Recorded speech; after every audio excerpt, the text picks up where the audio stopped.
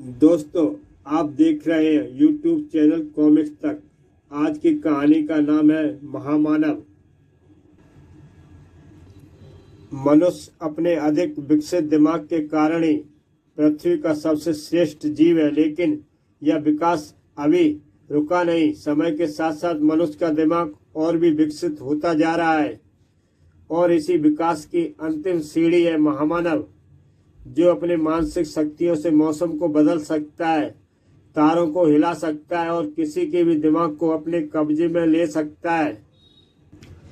इस वक्त तुम्हारा दिमाग मेरे बस में है लड़के, और बिना मेरी इजाजत के तुम पलके तक नहीं झपका सकते हो।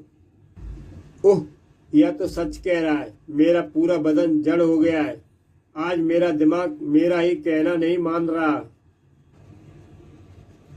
संसार का सबसे वीरान इलाका अगर कोई है तो वह उत्तरी ध्रुव का बर्फीला इलाका, लेकिन अब यहाँ की अनछुई बर्फ पर भी मानव के पैरों की छाप पड़ने लगी। बहुत अच्छा, यह स्थान थोड़ी ऊंचाई पर भी है कैप्टन सिंह।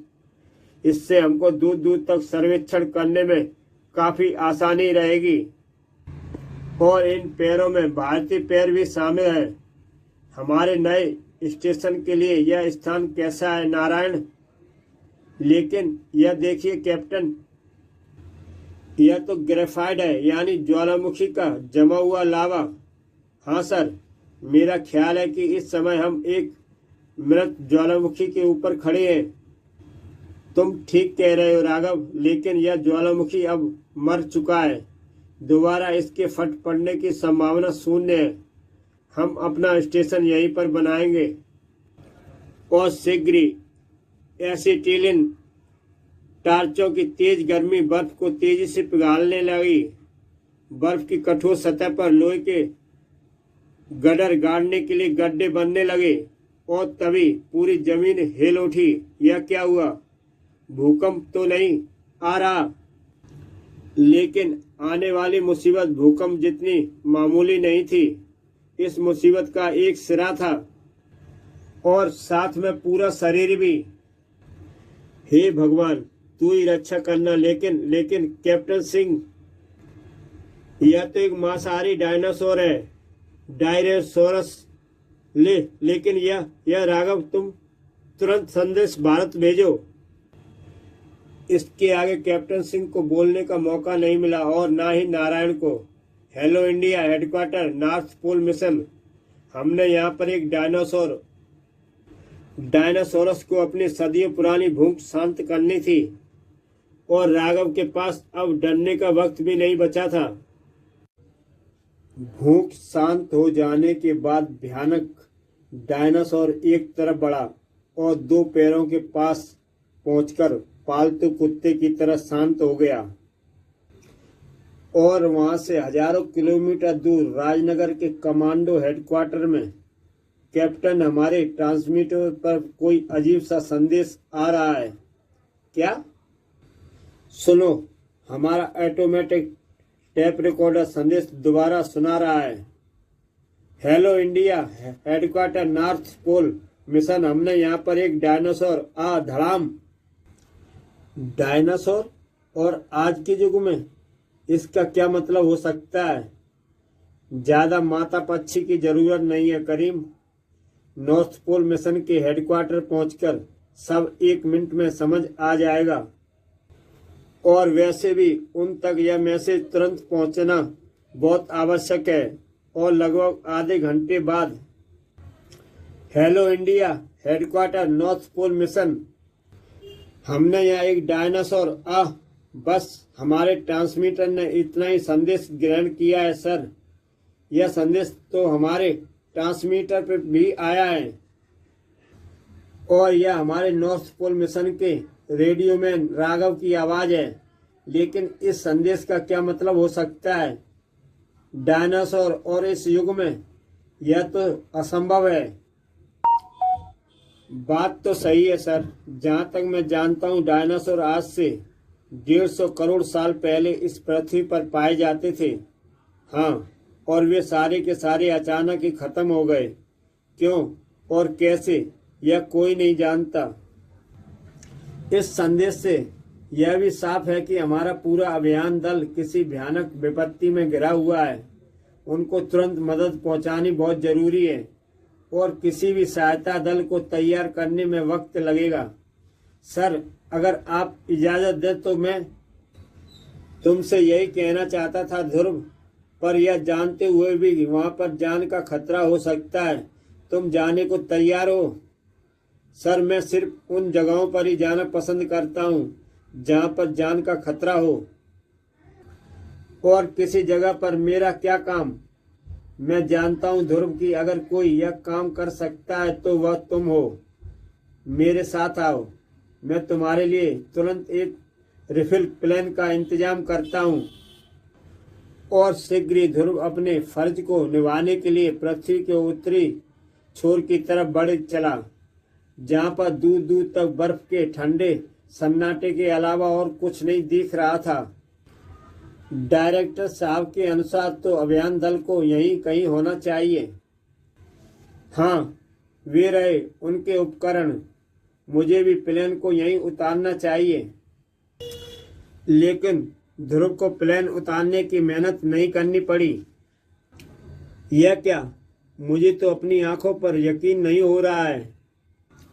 ध्रुव ने बड़ी मुश्किल से रिलीफ प्लेन को डायनासोर के बढ़ते जबड़े से बचाया, लेकिन डायनासोर की पूंछ पर उसका ध्यान नहीं था। हवाई जहाज के पीछे एक जबरदस्त टक्कर लगी। हवाई जहाज कुछ क्षणों के लिए ध्रुव के नियंत्रण से बाहर हो गया, लेकिन उसने शीघ्र ही प्लेन पर काबू पा लिया। इस पर तो पिस्तौल की गोलियों का भी कोई असर नहीं होगा, लेकिन बिना इसको खत्म किए मैं अभियान दल की तलाश करने के लिए उतर भी तो नहीं सकता। ध्रुव ने रिलीफ प्लेन का रुख सीधे डायनासोर की तरफ मोड़ दिया। रिलीफ प्लेन तेजी से डायनासोर की तरफ बढ़ा और उसी क्षण ध्रुव प्लेन से बाहर कूदा, लेकिन न जाने कैसे डायनासोर तक पहुंचने से पहले ही प्लेन के टुकड़े टुकड़े हो गए। अब ध्रुव के सामने साक्षात मौत खड़ी थी और उससे बचने का शायद कोई रास्ता भी नहीं था। लेकिन ध्रुव ने बड़ी मुश्किल से अपने होशोहवास कायम रखे। अब मुझको सिर्फ लोहे का यह रस्सा ही बचा सकता है, जिसका प्रयोग शायद यहाँ पर स्टेशन बनाने में किया जाने वाला था, लेकिन अब यह मेरी जान बचाने में काम आएगा।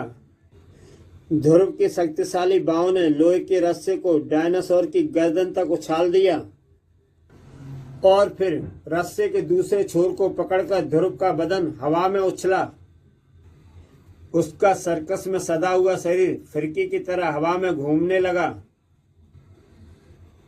और भयानक डायनासोर डायरोनोसोरस की गर्दन एक मजबूत शिकंजे में कसने लगी। उसका दम घुटने लगा। आखिरकार उसके कांपते पैरों ने भी उसका साथ छोड़ दिया और डायनासोर का विशाल शरीर एक कटे हुए वृक्ष की तरह बर्फ पर आ गिरा। लगता है कि यह बेहोश हो गया। मेरी योजना सफल रही। इससे पहले कि यह बदसूरत होश में आए, मुझे इसको बांध देना चाहिए। और तभी शाबाश मानव, आज तुमने मुझे वह दृश्य दिखाया जो मैं कभी सोच भी नहीं सकता था। यह क्या? ऐसा लगता है मानो कोई मेरे दिमाग के अंदर से बोल रहा हो। तुमको ठीक महसूस हो रहा है मानव? तुम इसको टेलीपैथी, मानसिक संपर्क कहते हो। अपने पीछे मुड़कर देखो। ध्रुव मुड़ा और वह आश्चर्य से जड़ हो गया। तुम कौन हो? आप बोलो मानव। अपने से बड़ों की इज्जत करना सीखो, खास तौर से उनकी जो तुमसे लगभग 200 करोड़ साल बड़ा है। 200 करोड़ साल? आश्चर्य मत करो, मैं मनुष्य का भविष्य हूँ। मनुष्य आज से करोड़ों साल बाद मुझ जैसा ही दिखेगा। लेकिन तुम, मेरा मतलब आप यहाँ कैसे आए, यानी आप समझे ना। हाँ, लेकिन मैं तो यहाँ पर हमेशा से था। आए तो तुम मानव हो। वैसे मेरा जन्म की बात बहुत पुरानी है, अब तो ठीक से याद भी नहीं, लेकिन इतना याद है कि उस वक्त पृथ्वी पर जीवन की शुरुआत हुई थी। सारे महाद्वीप एक साथ जुड़े हुए थे, यानी कि सारी जमीन एक ही स्थान पर थी। सूर्य उस वक्त आज की तुलना में दुगनी तेजी से चमकता था। पृथ्वी पर वायुमंडल भी बहुत पतला था। इसी कारण सूर्य की जीवनदायिनी किरणें पृथ्वी तक पूरी तरह से पहुंचती थी। सूर्य की इन रहस्यमय जीवनदायी किरणों के कारण पृथ्वी पर जीवन बहुत तेजी से शुरू हुआ। मैंने अपना जीवन एक अकेली कोशिका से शुरू किया था, जो ना जाने कैसे उत्तरी ध्रुव तक पहुंच गई थी। सूर्य की किरणों से हर दिन मुझ में इतना परिवर्तन हो जाता था कि जितना आज शायद 1,00,000 वर्षों में भी ना होता। ना जाने कितने चरणों से गुजरकर मैं आखिरकार मानव रूप में पहुंचा। लेकिन मेरा विकास यहीं समाप्त नहीं हुआ। मेरा मस्तिष्क विकसित होता ही चला गया और आखिरकार मुझ में इतनी मानसिक शक्तियां विकसित हो गईं कि मैं यहाँ बैठे बैठे एक सितारे को भी मानसिक तरंगों से नष्ट कर सकता था। लेकिन चूंकि मेरा विकास बर्फीले प्रदेश में हो रहा था, इसलिए मुझसे जरा सी भी गर्मी बर्दाश्त नहीं होती थी। गर्मी मेरे दिमाग पर बेहोशी का असर कर देती है। इसलिए मुझे पृथ्वी के गर्म प्रदेशों में विकसित हो रहे प्राणियों के बारे में कोई जानकारी नहीं थी। दरअसल जब मेरा विकास ध्रुव प्रदेश में हो रहा था, उस वक्त सूर्य की किरणें गर्म प्रदेशों में भीमकाय जानवर पैदा कर रही थीं। वे जानवर जिनको तुम डायनासोर कहते हो, और जब तक मुझे इस बात का ज्ञात होता, ये जीव पूरी पृथ्वी पर छा चुके थे। यह मुझसे बर्दाश्त नहीं हुआ कि उनके जैसे कीड़े पृथ्वी पर पनपें, क्योंकि पृथ्वी मेरा घर थी और अपनी जैसी प्रजाति को विकसित करने के लिए मुझे पूरी पृथ्वी की जरूरत थी। इसलिए मैंने डायनासोरों को पृथ्वी से खत्म करने की ठानी। यह काम मेरे लिए मामूली सा था। क्योंकि सारे डायनासोर गर्म प्रदेश के प्राणी थे, इसलिए उनसे ठंड सहन नहीं होती थी। यह सोचकर मैंने अपनी मानसिक तरंगों की मदद से पूरी पृथ्वी को बर्फ से ढकने की योजना बनाई। मैंने अपनी मानसिक तरंगों को केंद्रित किया और पूरी पृथ्वी धीरे धीरे बर्फ से ढकने लगी। डायनासोर बिलबिलाकर इधर उधर भागने लगे, लेकिन वे जहां पर भी जाते उनको बर्फ ही बर्फ मिलती। वे सब कीड़ों की तरह एक एक करके मरने लगे और आखिरकार पृथ्वी साफ हो गई। मैं जानता हूँ इस युग को हम लोग हिमयुग या आइस एज कहते हैं, लेकिन फिर क्या हुआ? तभी एक दिन मुझको बर्फ में दबा एक गोला दिखाई पड़ा। मुझ में यह जानने की उत्सुकता हुई कि यह क्या है। मैंने उसे उठा लिया और यही मुझसे गलती हो गई। वह गोला वास्तव में एक डायनासोरस का अंडा था, जो न जाने कैसे जिंदा बच गया था और भटकते भटकते उत्तरी ध्रुव तक आ पहुंचा था। मुझको अंडा उठाते देख मुझ पर तेजी से लपका और इससे पहले कि मैं अपनी मानसिक शक्तियों को केंद्रित कर पाता, मुझे एक जोरदार टक्कर लगी। मेरा सिर चक्कर खाने लगा, इसलिए मैं मानसिक तरंगों को हमले के लिए फोकस नहीं कर पाया और घबराहट में एक बड़े से गड्ढे में आ गिरा। बदकिस्मती से वह गड्ढा एक ज्वालामुखी का मुहाना था। मुझ पर सिर की चोट और तीव्र गर्मी के कारण बेहोशी छाने लगी, लेकिन बेहोश होते होते भी मैंने अपने आप को मानसिक तरंगों के गोले में ढक लिया। इस पूरी घटना के दौरान वह अंडा मेरे हाथ में ही था और फिर मैं करोड़ों साल के लिए सो गया। इस दौरान यह अंडा भी फूट गया और डायनासोर अपनी नींद में ही बढ़ता गया। मेरी नींद करोड़ों साल बाद तब टूटी जब 3 मानवों ने ज्वालामुखी के मुहाने पर जमी बर्फ में गड्ढा किया और उनको डायनासोर ने खा लिया। हे भगवान, और तुमने उन लोगों को बचाने की कोशिश तक नहीं की क्या? जब कोई छिपकली कीड़े को खा रही होती है तब तुम उसे बचाने की कोशिश करते हो। यानी तुम्हारी नजर में हम मानव कीड़े हैं। याद रखो कि तुम भी मानव ही थे। तुम मानव भी तो कभी बंदर थे, लेकिन फिर भी तुम लोग बंदरों को मारने में कोई बुराई नहीं समझते। अरे अच्छा, रहने दो। बस यह बताओ कि तुम्हारे जैसे तीव्र विकास सिर्फ उत्तरी ध्रुव पर ही क्यों हुआ? पृथ्वी के अन्य भागों में ये विकास धीरे धीरे क्यों हुआ?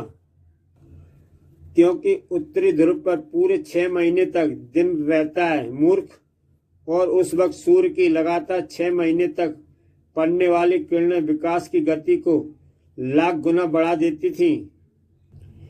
इसलिए मेरा विकास इतनी तेजी से हुआ। लेकिन मेरी बेहोशी के दौरान पृथ्वी पर पेड़ पौधे तेजी से बढ़ने लगे। तरह तरह की गैसें वायुमंडल में शामिल होने लगी। वायुमंडल घना होने लगा और अब तो हालत यह हो गई है कि सूर्य की उन जीवनदायिनी किरणों का 99% भाग तो वायुमंडल के पार ही नहीं जा पाता। इसलिए आज मनुष्य का विकास बहुत धीरे हो रहा है। अब मैं आ गया हूं तो मानवों को चिंता की आवश्यकता नहीं है। मैं अपनी मानसिक शक्तियों से वायुमंडल को फिर से इतना हल्का कर दूंगा कि पृथ्वी पर सूर्य की किरणें फिर से पूरी तरह से आ सके, ताकि विकास की गति फिर से तेज हो सके। लेकिन इससे तो हम मनुष्य दम घुटकर मर जाएंगे। मर जाने दो। जो भी प्रगति की राह में रोड़े अटकाएगा उसे मरना ही पड़ेगा। पर एक बात बताओ, मैंने अब तक जो कुछ देखा है उससे तो यही पता लगता है कि मनुष्य ज्यादा ठंड नहीं सह सकते। लेकिन तुम इतनी ठंड में बिना किसी गर्म कपड़े के कैसे खड़े हो? यह मेरी बहन श्वेता द्वारा बनाए गए एक इलेक्ट्रॉनिक यंत्र का कमाल है। लेकिन यह बात तो तुम मेरे दिमाग में पढ़ सकते थे। नहीं, मैं सिर्फ वही विचार पढ़ सकता हूँ जो तुम सोचते हो। क्योंकि इस वक्त तुम यह बात नहीं सोच रहे थे, इसलिए मैं यह नहीं पढ़ पाया। लेकिन बस अब बातें बहुत हो गई। मेरी मानसिक तरंगों ने पृथ्वी का चप्पा चप्पा छान लिया है। अब मैं तुमको वहां भेजता हूं जहां से पूरी पृथ्वी को मेरे जागने की सूचना मिल जाएगी। लेकिन कैसे? मेरा हवाई जहाज तो नष्ट हो गया है। मैं तुमको उन मानसिक तरंगों द्वारा ही भेजूंगा जिससे मैंने तुम्हारा यान नष्ट किया था। और अगले ही पल ध्रुव को अपने जीवन का सबसे आश्चर्यजनक अनुभव हुआ। इसके पहले कि वह कुछ समझ पाता, उसने अपने आप को समुद्र के ऊपर उड़ता हुआ पाया। ध्यान से सुनो मानव, मैं तुमको सिर्फ 2 दिन का समय देता हूं। तुमको इन 2 दिनों में मुझे यह बताना है कि पृथ्वीवासी क्या चाहते हैं, मुझसे सहयोग या अपनी मौत। इसी वक्त इटली के एक विशाल मैदान में विश्व कप फुटबॉल का फाइनल मैच खेला जा रहा था, जिसको स्टेडियम में उपस्थित लाखों दर्शक के अलावा लगभग पूरा विश्व टेलीविजन पर देख रहा था। और तब कई आंखों ने वह दृश्य देखा जिसके सामने फुटबॉल का रोमांचक फीका पड़ गया। तभी एक आवाज गूंजी, विश्व भर के मेरे भाइयों और बहनों, मैं भारत देश का एक वासी कमांडो ध्रुव हूँ। मुझे आप सबको यह सूचना देने के लिए भेजा गया है कि जिस पर हमारी प्यारी पृथ्वी का जीना या मरना निर्भर करता है। और ध्रुव की पूरी बात सुनते ही पूरी दुनिया हरकत में आ गई। उस लड़के की बात सही है सर। हमारे सैटेलाइटों ने ली गई फोटो उसकी बात की पुष्टि करती है। डायनासोर को देखने के बाद और किसी छानबीन की जरूरत ही नहीं सर। कुछ ही घंटों के अंदर संयुक्त राष्ट्र संघ के कार्यालय में एक इमरजेंसी मीटिंग बुलाई गई, जिसमें लगभग सभी देशों के शासन अध्यक्ष उपस्थित थे। माननीय राष्ट्रध्वजों, आज पृथ्वी पर एक बहुत बड़े खतरे का सामना करने जा रही है। हमको एक साथ मिलकर या तो इसका सामना करना पड़ेगा या एक साथ खत्म हो जाना पड़ेगा। क्या बचकानी बात है, इस वक्त हमारे पास ऐसे ऐसे हथियार हैं जिनसे हम आराम से इस महामानव को खत्म कर सकते हैं। जरूर कर सकते हैं सर। अगर हमारे हथियार उस तक पहुंच सकें तो वह मानव अद्भुत मानसिक शक्तियों का स्वामी है। वह किसी भी हथियार को अपने तक पहुंचने से पहले ही नष्ट कर सकता है, और अगर वह चाहे तो पूरी पृथ्वी को भी एक ही बार में नष्ट कर सकता है। इस समय हमको ताकत से नहीं बल्कि अकल से काम लेना होगा और मिलकर वह रास्ता खोजना होगा जिससे हम सब महामानव को रोक सकें। ठीक इसी वक्त इस पृथ्वी के एक ऐसे देश में जो दुनिया भर पर राज करने के सपने देख रहा था, अगर हम इस महामानव को अपने कब्जे में ले लें तो इसकी मानसिक शक्तियों के द्वारा हम पूरी दुनिया को अपना गुलाम बना सकते हैं। आप हमेशा की तरह सही कह रहे हैं महामहिम। इससे आपकी दुनिया पर राज करने की इच्छा पूरी हो सकती है, परंतु कैसे? हमारे दास महान वैज्ञानिक वान द्वारा हमारे सैटेलाइट पर फिट की गई उस ब्रेनवाश किरणों के जरिए जो किसी भी मस्तिष्क को शून्य कर सकती है। उस महामानव के पास बहुत विकसित मस्तिष्क अवश्य है, परंतु फिर भी है तो वह मस्तिष्क ही। तुम जाओ और जाकर वान को तुरंत मेरे पास भेज दो और पूरी दुनिया पर राज करने के लिए तैयार रहो। और कुछ ही घंटे बाद उत्तरी ध्रुव पर स्थित एक मृत ज्वालामुखी के मुहाने पर खड़े महामानव को खतरे का आभास हुआ। मेरा मस्तिष्क खतरे की तरंगों को ग्रहण कर रहा है, पर क्यों? क्या मुझ पर कोई हमला होने वाला है? और तभी क्षितिज पर एक लड़ाकू सुपरसोनिक जेट विमान उभरा। ओह, तो ये पृथ्वीवासी कीड़े मुझे खत्म करना चाहते हैं। अब तो इनको सबक देना ही पड़ेगा। और हमला शुरू हो गया, लेकिन यह घातक हमला महामानव के लिए खेल से ज्यादा कुछ नहीं था, और वह ज्यादा देर खेलने के मूड में भी नहीं था। और ठीक उसी वक्त जल्दीवान, इस समय महामानव का पूरा ध्यान हमारे रोबोट संचित लड़ाकू जेट यान पर है। कहीं पर एक बटन तेजी से दबा और अंतरिक्ष में पृथ्वी की परिक्रमा कर रहे एक सैटेलाइट का पैनल खुल गया। उनमें से एक नीली रोशनी की किरणें तेजी से पृथ्वी की तरफ बढ़ चली। महामानव की मानसिक तरंग और सैटेलाइट से निकली नीली ब्रेनवाश किरणें लगभग एक ही साथ अपने अपने निशाने पर पहुंची और महामानव का दिमाग एकाएक शून्य हो गया। ठीक उसी वक्त एक हेलीकॉप्टर बर्फ की ठंडी सतह पर उतरा और 2 मिनट बाद जब हेलीकॉप्टर दक्षिण की तरफ उड़ा तो महामानव का शरीर उसमें मौजूद था। और दूसरी तरफ, लेकिन हमको कोई भी कारागार योजना बनाने के लिए वक्त चाहिए। अगर हमारी योजना फेल हो गई तो हमको दूसरा मौका नहीं मिलेगा। अगर ऐसा है तो मुझको महामानव से मानसिक संपर्क करके और समय मांगना होगा। तभी अचानक, सर, महामानव का अपहरण हो गया है। क्या? कैसे? हमारे सैटेलाइटों ने पूरी घटना की रील खींच ली है सर, यह देखिए। पूरी रील देख चुकने के बाद इन जहाजों पर ऐसा कोई निशान नहीं है जिससे यह पता चल सके कि ये किस देश के हैं। अब हम इंतजार के अलावा और कुछ नहीं कर सकते हैं। महामानव का जिसने भी अपहरण किया है सर, उसने बहुत बड़ी गलती की है।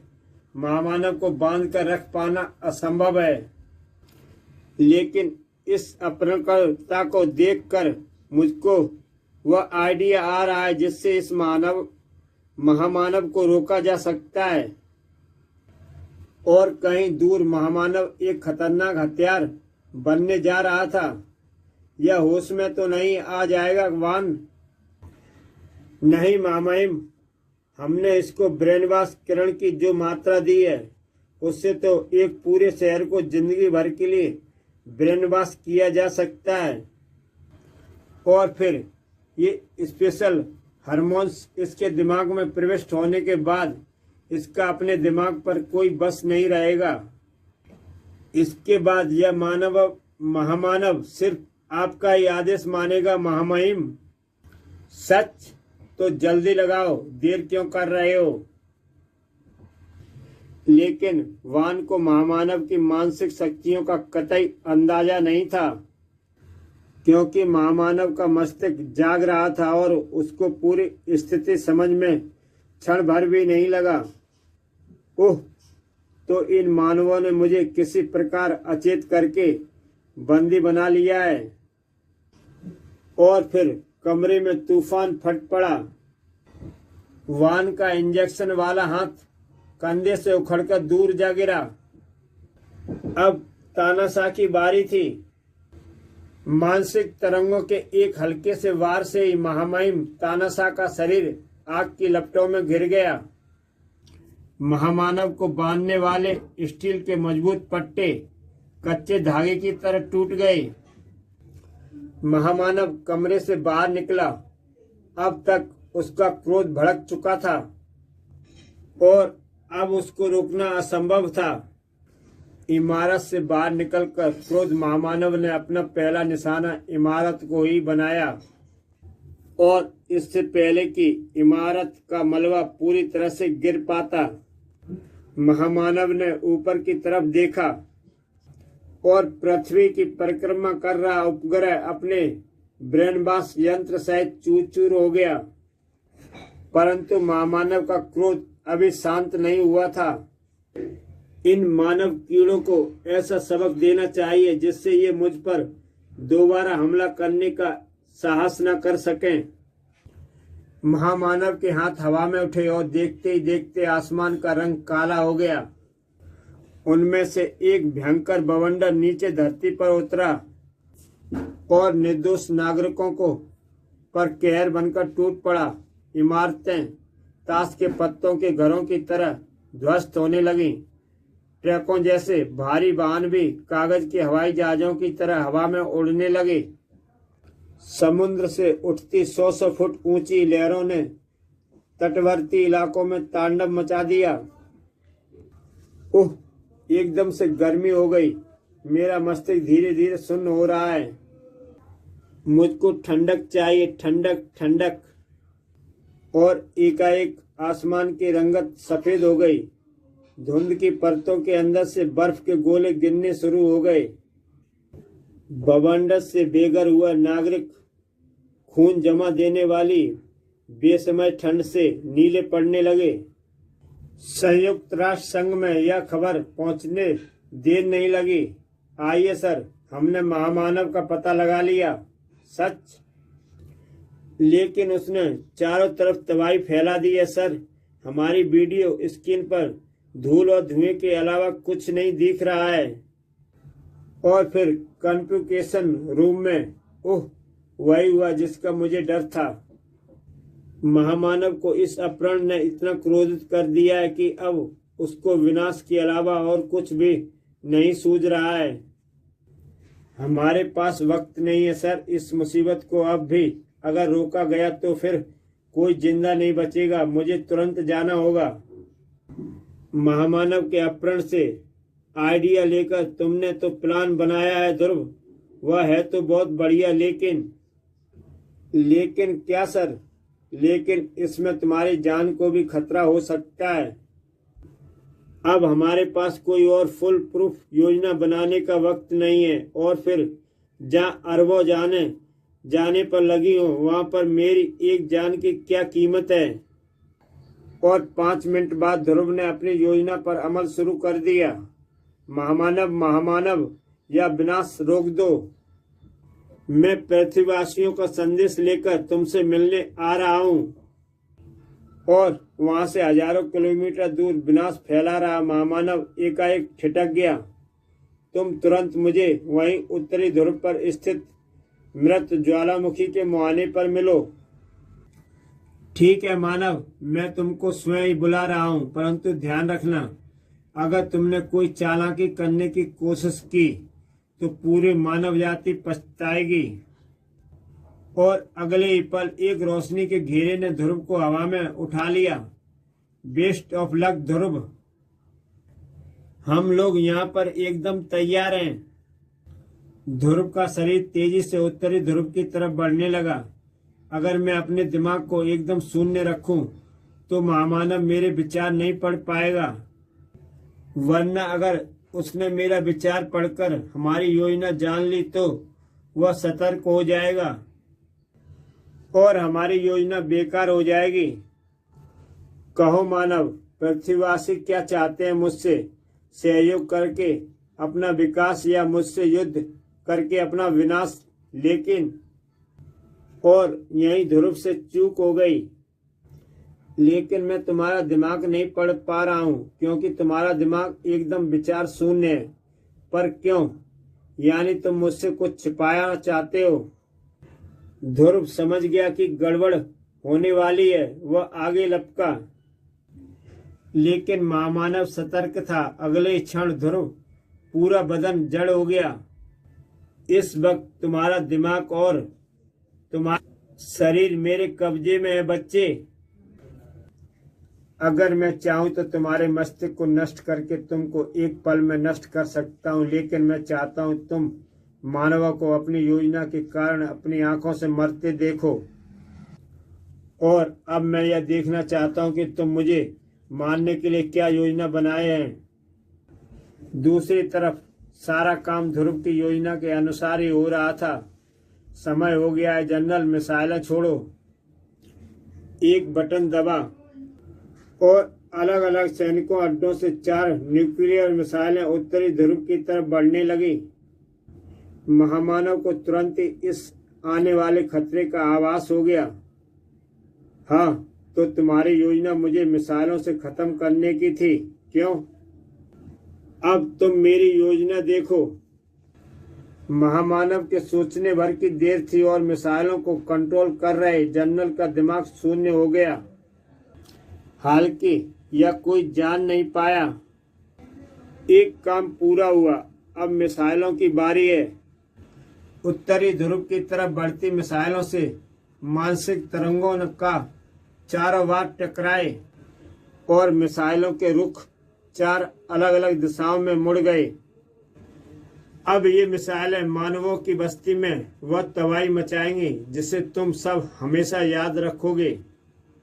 लेकिन महामानव को ध्रुव की जबरदस्त इच्छा शक्ति का आभास नहीं था, क्योंकि ध्रुव के दिमाग का एक भाग अभी भी ध्रुव के बस में था।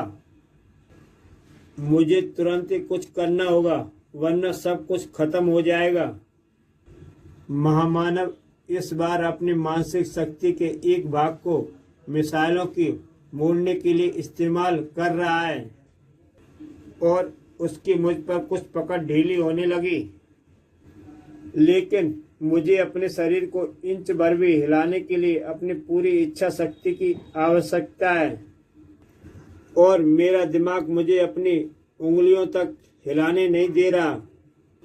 और कहीं दूर पर एक मिसाइल प्रशांत महासागर में स्थित एक निर्जन द्वीप पर गिरी। उस द्वीप का नामो निशान तक मिट गया। बाकी बची 3 घातक मिसाइलें भी धरती के अन्य भागों की तरफ बढ़ रही थी। तबाही और सिर्फ कुछ ही मिनटों की दूरी पर थी। दूसरी तरफ अपनी इच्छा शक्ति को एकत्रित कर ध्रुव के चेहरे पर पसीने के नाले बह रहे थे और आखिरकार उसकी मुट्ठी खुल गई और टेनिस की गेंद जितना बड़ा एक काला गोला सदियों से सोए ठंडे ज्वालामुखी के अंदर तेजी से गिरने लगा। काला गोला जो वास्तव में एक मिनी परमाणु बम था और कुछ ही क्षण बाद ज्वालामुखी के अंदर एक जबरदस्त धमाका हुआ। गर्म लावे को दबाने वाली भारी पत्थरों की मोटी परत के टुकड़े टुकड़े हो गए और देखता लावा तेजी से ऊपर बढ़ने लगा। ज्वालामुखी के आसपास का तापमान बढ़ने लगा और महामानव को वातावरण गर्म होता महसूस हुआ। जैसे जैसे गर्मी बढ़ने लगी महामानव का दिमाग बेहोशी में डूबने लगा। यह क्या, ज्वालामुखी तो फटने वाला है। मुझे अपनी मानसिक तरंगों द्वारा इसे फटने से रोकना चाहिए, लेकिन फिर मिसाइलों पर मेरा नियंत्रण नहीं रहेगा। ओह, मैं क्या करूं? मुझ पर इसकी पकड़ ढीली हो रही है। यही वक्त है, अभी नहीं तो कभी नहीं। ध्रुव ने अपनी इच्छा शक्ति से एक बार फिर इकट्ठा करना शुरू किया और वह मानसिक कैद से आजाद हो गया। अब वक्त बहुत कम था। ध्रुव का हाथ तेजी से घूमा और महामानव के पैर जमीन से उखड़ गए। उसका शरीर एक बार फिर देखते ज्वालामुखी के गर्भ में गिरने लगा। करोड़ों वर्ष पुराना दृश्य दोबारा दोहराया जा रहा था। महामानव के दिमाग पर छाई बेहोशी और गहरी होने लगी, परंतु इससे पहले कि उसका पूरा मस्तिष्क बेहोशी की गिरफ्त में कैद हो पाता, उसने अपने शरीर को मानसिक सुरक्षा का कवच पहना दिया और उसी क्षण ज्वालामुखी फट गया। एक जोर का धमाका हुआ। पृथ्वी के गर्भ से हजारों टन पत्थर और राख आकाश को छूने लगे और महामानव का बेहोश मगर सुरक्षित शरीर हजारों टन भारी पत्थरों के नीचे दब गया। कहीं और मिसाइलें अब अपनी निशाने से कुछ ही क्षण दूर थीं कि तभी मिसाइलों के कंट्रोल जनरल पर बैठे जनरल का दिमाग महामानव के मानसिक कैद से आजाद हो गया। जनरल, यह तुम क्या कर रहे हो? हमारी 3 मिसाइलें लंदन, मॉस्को और दिल्ली की तरफ बढ़ रही हैं। सॉरी सर, मेरा दिमाग मेरी बस में नहीं था। मैं तुरंत मिसाइलों को अंतरिक्ष की तरफ मोड़ देता हूँ। महानगरों की गगनचुंबी इमारतों को लगभग छूती हुई घातक मिसाइलें अंतरिक्ष की तरफ मुड़ गईं। अंतरिक्ष में पल भर के लिए 3 सूर्य चमके। अब पृथ्वी सुरक्षित थी, लेकिन ध्रुव नहीं। उत्तरी ध्रुव पर देखता लावा बर्फ को भाप में बदलता हुआ ध्रुव की तरफ बढ़ रहा था। बर्फ की मोटी सतह पतली होती जा रही थी और आखिरकार ध्रुव के पैरों के नीचे की बर्फ का सतह ने जवाब दे दिया। ओह, मुझे इसी बात का डर था। इतने ठंडे पानी में तो मेरा इलेक्ट्रॉनिक यंत्र भी मेरे शरीर को गर्म नहीं रख पाएगा। मेरे हाथ पैर तो अभी से सुन्न हो रहे हैं। खून का दौरा भी रुकता सा महसूस हो रहा है, पर मैं यहाँ से बाहर भी तो नहीं निकल सकता, क्योंकि गर्म लावा चारों तरफ से मेरी ओर ही आ रहा है। अब थोड़ी देर में मेरे दिल की धड़कनें भी बंद हो जाएंगी। लगता है कि आज मेरा अंत आ ही गया, लेकिन किस्मत भी बहादुरों का ही साथ देती है। कर्नल, वह रहा ध्रुव। वह ठंडे पानी में गिरा हुआ है। अपनी आधी चेतना में ध्रुव को महसूस हुआ कि 2 हाथ उसको सर्द पानी से बाहर निकाल रहे हैं और 5 मिनट बाद गर्म कंबल में लिपटा ध्रुव गर्मा गर्म कॉफी की चुस्कियां ले रहा था। मैंने कई लड़ाइयां लड़ी ध्रुव, लेकिन तुम्हारे जैसा जाबाज कभी नहीं देखा। मैं तुमको सैल्यूट करता हूं। आप तो मुझे शर्मिंदा कर रहे हैं सर। मुझे पूरा यकीन है कि अगर मेरी जगह आप होते तो आपने भी ऐसा ही किया होता। और फिर बधाई हो ध्रुव, तुम्हारा प्लान 100% कामयाब रहा।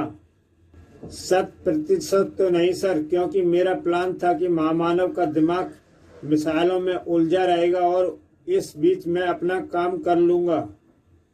लेकिन महामानव चूंकि सतर्क था, इसलिए वह मेरा प्लान काफी हद तक समझ गया था, पर पूरा प्लान नहीं, क्योंकि सौभाग्यवश वह अंत तक यही समझता रहा कि हम उसको मिसाइलों से ही खत्म करना चाहते हैं, और यही वह मात खा गया। हमें दुख है कि उसे बचा नहीं सके, लेकिन उस डायनासोर के लिए अमेरिकी सरकार ने एक नया म्यूजियम बनाने का फैसला किया है, जिसका नाम होगा ध्रुव म्यूजियम। एक ऐसा हीरो के नाम पर जिसने महामानव को खत्म करके पूरी मानव जाति को नष्ट होने से बचाया है। और यह आप शायद गलत कह रहे हैं सर, क्योंकि मुझे पूरा यकीन है कि महामानव अभी भी जिंदा है। इसी के साथ दोस्तों ये कहानी समाप्त हुई। अगर आप चैनल पर नए हैं तो मेरा YouTube चैनल सब्सक्राइब करें और देखें ऐसी ध्रुव की बेहतरीन कहानियां। तो दोस्तों कल फिर मिलता हूं एक नई कहानी के साथ।